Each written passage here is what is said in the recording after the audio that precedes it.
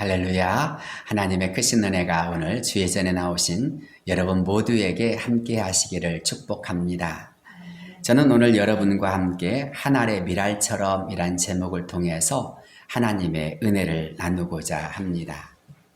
오늘은 말씀드린 것처럼 종려주일입니다.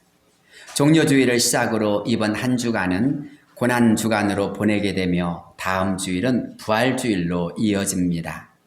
경건한 마음으로 이 한 주간을 잘 보내실 수 있기를 바랍니다. 먼저 오늘 우리가 읽은 본문의 말씀은 예수님께서 유월절을 맞이하여 마지막으로 예루살렘 성 안으로 들어오심으로부터 시작되고 있습니다.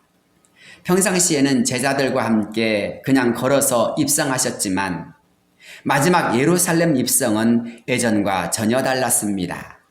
마치 왕의 대관식을 상징하는 듯이 나귀를 타고 입성하셨을 뿐만 아니라 사람들도 종려나무 가지를 흔들면서 호산나 찬송하리로다. 주의 이름으로 오시는 이 곧 이스라엘의 왕이시여 라고 외쳤습니다.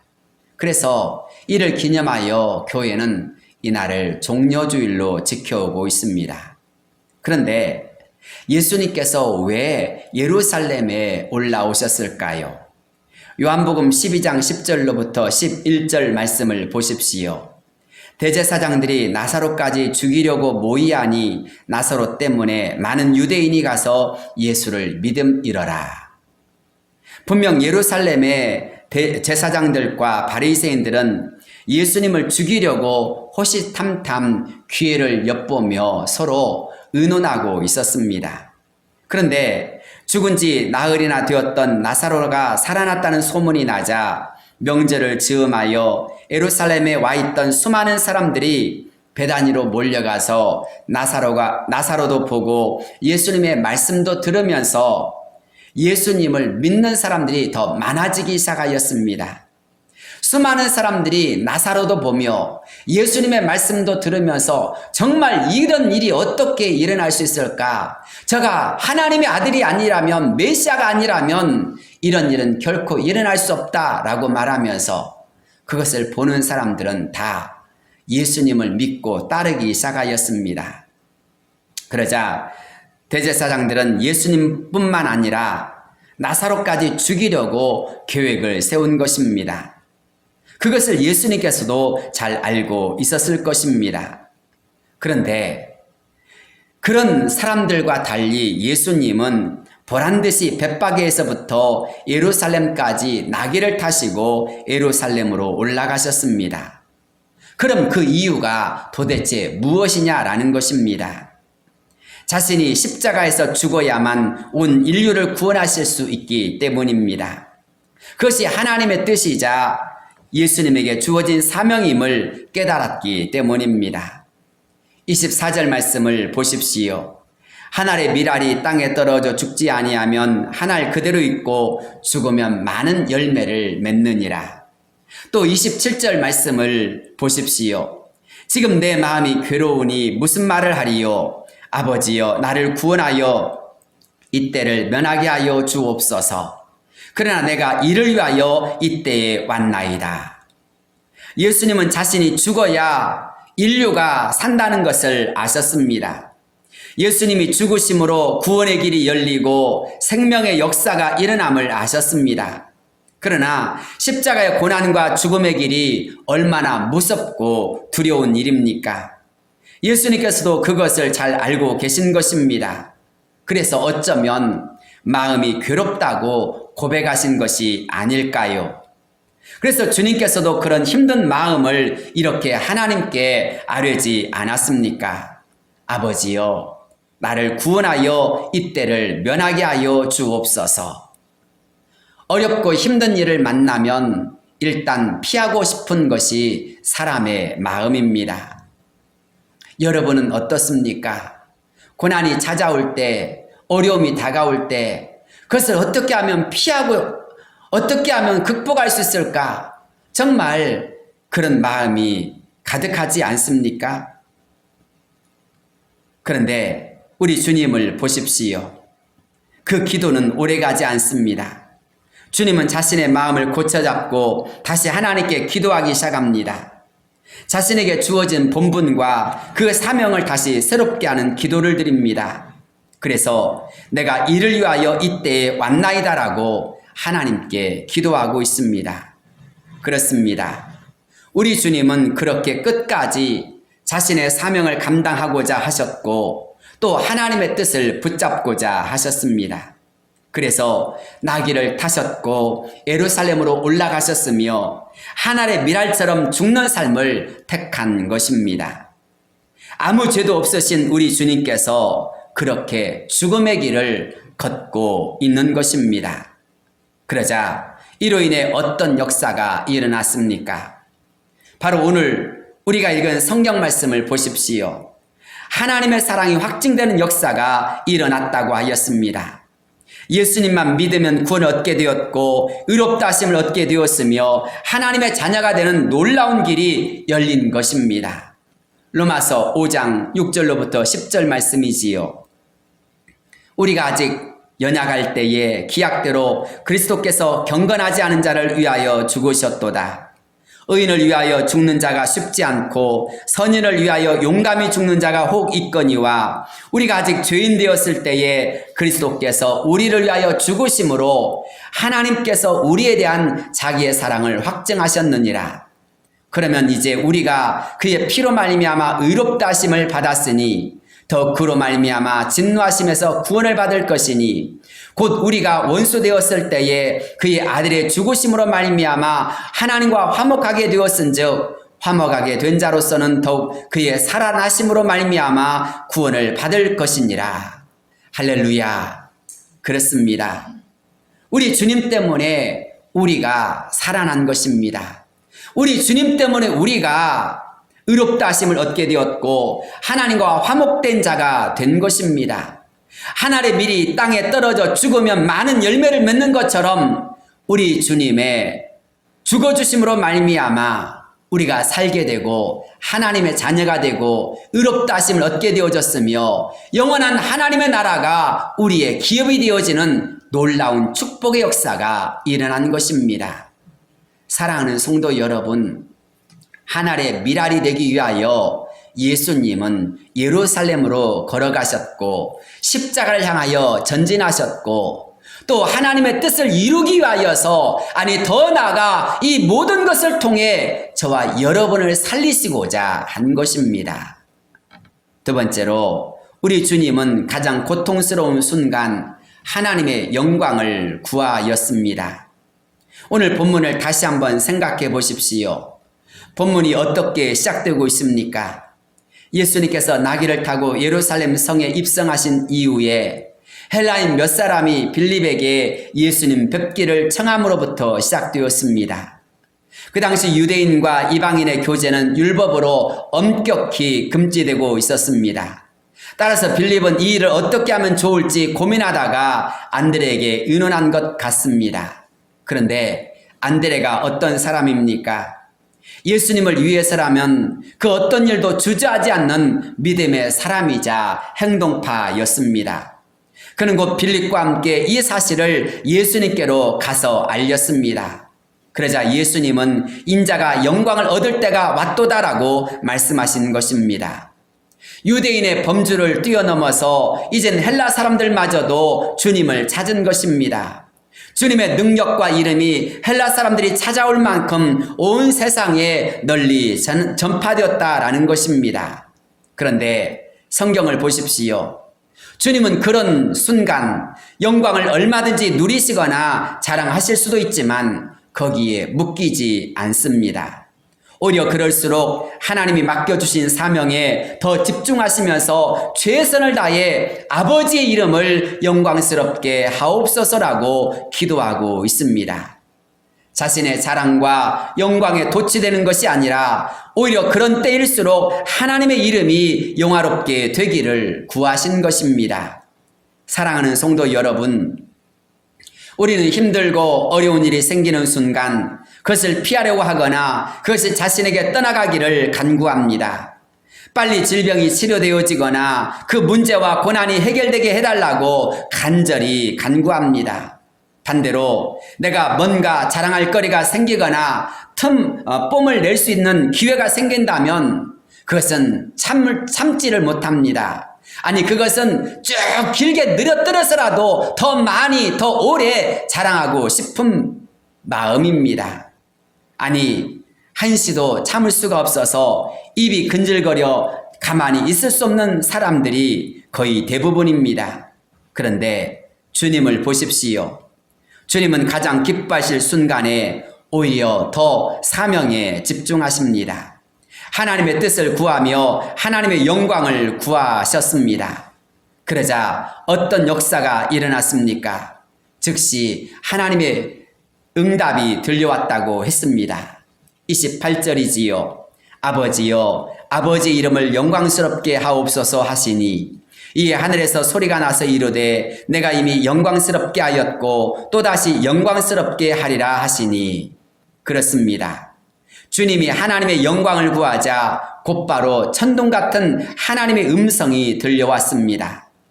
참된 신앙인의 모습과 영성이 바로 여기에 있습니다. 주님을 따르는 사람들이 반드시 기억해야 할 태도가 있다면 바로 이런 것이 아니겠습니까? 나의 영광과 자랑이 아닌 먼저 주님의 영광을 구하는 태도입니다. 먼저 주님의 이름이 영광받으시기를 간절히 구하시길 바랍니다. 속히 주님의 응답이 임할 것입니다. 세속적인 것만 구하거나 헛된 세상의 영광을 구하지 말고 먼저 주님의 이름이 높임받으시기를 간절히 구함으로 나아갈 수 있기를 바랍니다. 이 일을 통해서 주님이 영광받으시도록, 이 일을 통해서 주님의 이름이 정말 얼마나 고귀하며 능력의 이름이요 구원의 이름인지를 드높이고자 한다면 주님께서 영광 받으실 뿐 아니라 속히 응답하신 역사가 일어날 줄로 믿습니다. 토저 목사님의 책 십자가에 못 박혀라라는 책 가운데 이런 글이 있습니다. 기독교 역사 속에서 세상을 버리고 온전히 그리스도께 돌아가는 그런 삶을 실천한 수녀들이 있습니다. 하지만 모든 수녀들이 그랬던 것은 아닙니다. 그래서 성숙하고 참된 믿음의 소유자들이 13세기에 수녀원을 개혁하려고 시도했습니다. 즉 수녀들의 내면적 영성이 그들의 외형적 생활과 일치하도록 만들기 위해 애를 쓴 것입니다. 수녀들은 세상과의 분리를 상징하는 수녀복을 입고 세상에서 멀리 떨어진 곳에서 살았습니다. 하지만 성숙하고 참된 믿음의 소유자들은 세상에서 멀리 떨어진 곳에 사는 그들이 세상 속에서 사는 사람들보다 더 세속적이라고 지적했습니다. 위대한 경건서적의 저자들은 수녀들이 그들의 신분에 부끄럽지 않은 내면적 영성을 갖추어야 한다고 교회를 향해 외쳤습니다. 그런 저자 중 한 사람이 윌터 힐튼인데, 그는 종교개혁이 이루어진 마틴 루터보다 200년이나 앞섰던 사람이었습니다. 그렇기 때문에 그는 개신교에 대해서 잘 알지 못했습니다. 하지만 믿음이 강한 그는 수녀들에게 일련의 편지를 보냈습니다. 이 편지는 수녀라는 신분에 부끄럽지 않은 영성을 키워나갈 것을 촉구하는 편지였습니다. 힐튼은 편지의 첫 장에서 수녀들에게 그들의 겉모습에 어울리는 내면적 삶을 살라는 도전을 던졌습니다. 그의 말의 핵심은 이렇습니다. 여러분은 세상을 등지고 나와 특별한 장소에서 특별한 옷을 입고 생활합니다. 여러분의 복장은 여러분이 세상을 떠났다는 것을 말해줍니다. 그러니 세상을 수녀원 안으로 끌어들이지 않도록 조심하십시오. 세상의 거리에서 세속적이었듯이 수녀원에서도 세속적인 사람이 되는 것은 잘못이니 그것을 경계하십시오. 마음속에 세상을 떨쳐버려야 정말로 세상을 버리는 것이라는 점을 명심하십시오. 힐튼은 수녀복을 입고 수녀원에 살면서도 마음은 여전히 세속에 빠져있는 일이 실제로 일어날 수 있다고 엄중히 경고하고 있습니다. 신앙생활을 하면서도 세상을 버리지 못할 수도 있고 몸은 세상을 떠났지만 마음은 여전히 세상에 머무르는 일이 일어날 수도 있다는 것입니다. 자신의 행위에서 세상을 버리지 못하면 마음으로도 세상을 버리지 못하는 것입니다. 사랑하는 성도 여러분, 몸은 여기 예배당에 왔지만 마음은 집에 가 있거나 다른 데 가 있는 사람도 있습니다. 예배는 드리지만 우리의 눈이, 우리의 마음이 전심으로 주님을 향하고 주님의 영광을 구하지 못한 사람도 많이 있는 것입니다. 그래서 우리의 생각이 주님께 집중되어지고 우리의 마음이 온전히 주님의 뜻을, 주님의 영광을 구한다는 것은 참 중요한 정체성인 것입니다. 사랑하는 성도 여러분, 나의 신앙의 정체성이, 나의 신앙의 영성이 어디에 있습니까? 몸 따로, 마음 따로이진 않습니까? 성경책은 끼고 있지만, 하나님께 기도는 하고 있지만, 주의 이름을 부르고 있지만 여전히 나 중심이진 않습니까? 그러나 우리 주님을 생각해 보십시오. 주님은 가장 기뻐해야 할 순간 하나님의 뜻을 생각하셨고 십자가를 생각하셨습니다. 그래서 주님은 가장 기쁘고 즐거운 시간에도 오히려 마음이 심히 괴롭다라고 말씀하셨습니다. 십자가가 중심되어졌고 하나님의 뜻이 중심되어졌고 오직 그에게 주어진 사명이 집중되어졌기 때문입니다. 그렇기에 우리 주님은 자신의 영광과 기쁨에 도취되어진 것이 아니라 오히려 그런 순간에도 하나님의 이름이 높임받으시기를, 하나님이 영광받으시기를 간절히 구함으로써 하나님의 영광을 드높이고자 하셨습니다. 그래서였을까요? 그 즉시 하나님께서 우리 주님의 기도에 응답하십니다. 아버지여, 아버지 이름을 영광스럽게 하옵소서 하시니 이에 하늘에서 소리가 나서 이르되 내가 이미 영광스럽게 하였고 또다시 영광스럽게 하리라. 사랑하는 성도 여러분, 주님의 이름을 높이는 자에게 주의 응답이 있습니다. 주님의 영광을 구하는 자에게 영광스러운 역사가 즉시 나타납니다. 그렇다면 저와 여러분도 이러한 삶으로 나가야 할 줄로 믿습니다. 세 번째로, 주님을 따르는 자가 주님을 진심으로 섬기는 자다라는 사실입니다. 주님은 땅에 떨어져 죽는 한 알의 밀알처럼 자신을 아낌없이 십자가에 내어주셨습니다. 한 알의 밀은 아무것도 아닌 것처럼 여겨질 수 있습니다. 그러나 그런 한 알까지도 자신을 온전히 땅에 떨어져 던지면 결국 많은 열매를 맺게 됩니다. 사람들은 당장 표가 나거나 가치가 있어 보이는 것들을 좋아합니다.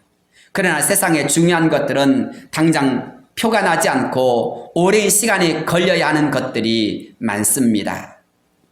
사람을 세우거나 어떤 뜻있는 일을 하는 경우가 그렇습니다. 또 누군가를 위해서 기도한다는 것도 그렇습니다. 당장 표가 나지 않습니다. 아니, 내가 지금 헛고생하는 건 아닌가라는 후회가 생길 때도 있습니다. 내가 눈물 흘며 기도한다고 누군가 주목하는 것도 아니고 칭찬하는 것도 아닙니다. 내가 최선을 다해서 신앙생활을 하면서 하나님 우리 가정을 구원하여 주옵소서, 우리 앞길을 인도해 주옵소서라고 메어달리지만, 그런데 정말 안타깝게도 그런 나의 속을 뒤집어 놓는 것이 가족일 경우가 너무나 많이 있습니다. 그래서 우리는 쉬 지치거나 절망하거나 속이 상할 때가 너무나 많이 있습니다.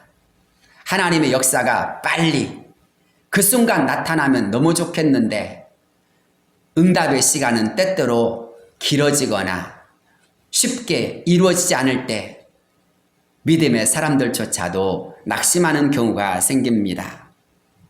그러나 중요한 것은 정말 한 알의 밀알처럼 자신의 몸을 땅에 던졌다면, 그래서 죽었다면 그 다음엔 반드시 새싹이 돋아나고 자라서 마침내 많은 열매로 결실하는 역사가 일어난다는 사실입니다. 그래서 한 알의 밀이 갖는 가치는 그 순간이 아니라 정말 열매가 되어 나타났을 때 얼마나 의미가 있고 보람이 되는지 모릅니다. 그런 점에서 우리 주님은 하늘의 미랄 같은 삶을 사신 분이십니다.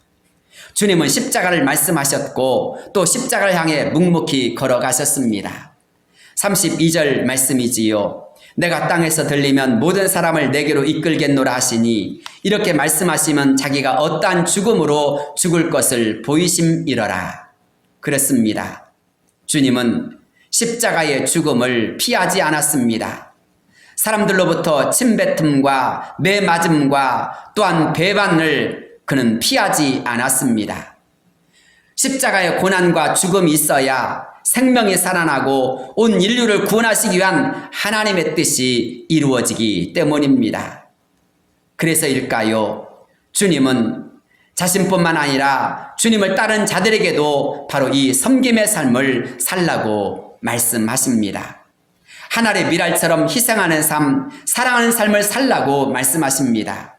아니 그것이 바로 주님을 섬긴 자들이 해야 할 일이요. 그 사람이 바로 주님을 따른 자라라고 인정해 주십니다. 26절 말씀이지요. 사람이 나를 섬기려면 나를 따르라. 나 있는 곳에 나를 섬긴 자도 거기 있으리니 사람이 나를 섬기면 내 아버지께서 그를 귀히 여기시리라. 주님은 섬기려 오셨습니다. 그래서 주님을 섬기려는 사람이라면 반드시 주님을 따르는 자가 되어야 합니다. 섬기시는 주님을 따라 섬기는 사람이 바로 주님의 사람이요. 그런 사람을 하나님께서도 귀하게 여겨주신다고 하였습니다. 우리는 귀하게 여김을 받고 싶어 합니다. 우리는 사랑을 받고 싶어 합니다. 우리는 인정을 받고 싶어 합니다.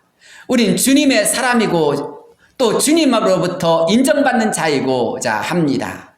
그런데 주님을 진심으로 따르는 자입니까? 주님처럼 정말 주님이 섬기는 그곳에 나도 거기에 있는 자입니까? 서울 은평 평화공원에는 한 외국인 동상이 있습니다.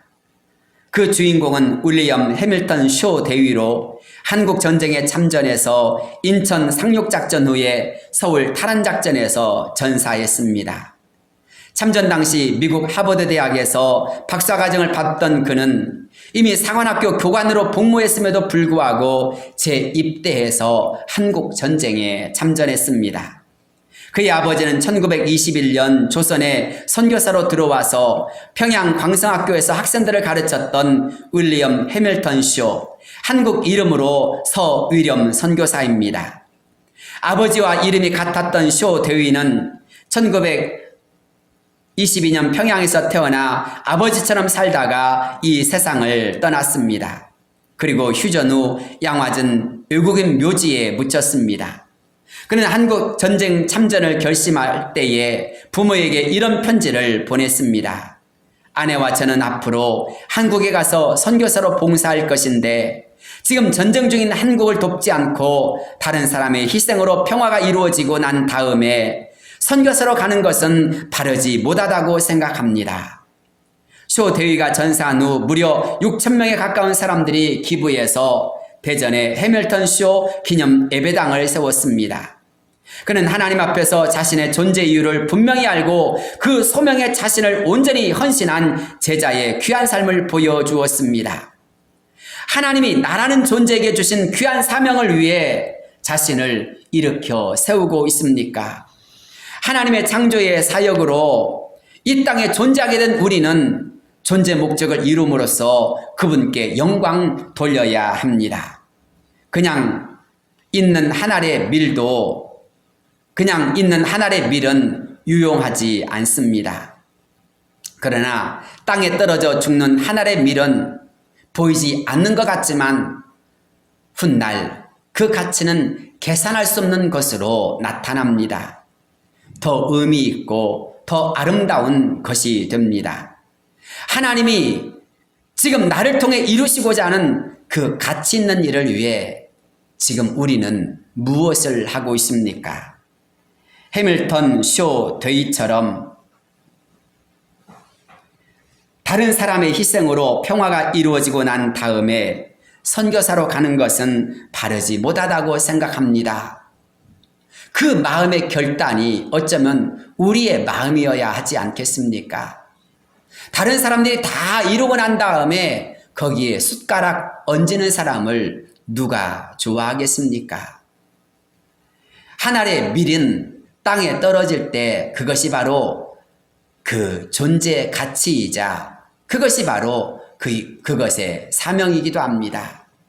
오늘 하나님이 나를 부르셔서 이곳에 있게 하시고 또 우리가 있어야 할 곳에 세우신 것은 그곳에서 하나님의 영광을, 하나님의 뜻을, 하나님의 사명을 잘 감당하라는 것 아닙니까? 그렇다면 내가 있는 곳에서 주님의 이름을 높여드리십시오. 내가 해야 할 그 본분을 망각하지 말고 그 일에 우리가 목숨 거는 자가 되어야 할 줄로 믿습니다. 그런 사람들로 세상은 하나님의 역사가 일어나고 하나님의 역사가 풍성해지는 것입니다. 아니, 그런 사람을 향하여서 하나님은 오늘 또 그들을 향하여 너는 내 아들이라 인정해 주시며 주님의 제자라 말씀해 주시는 것입니다.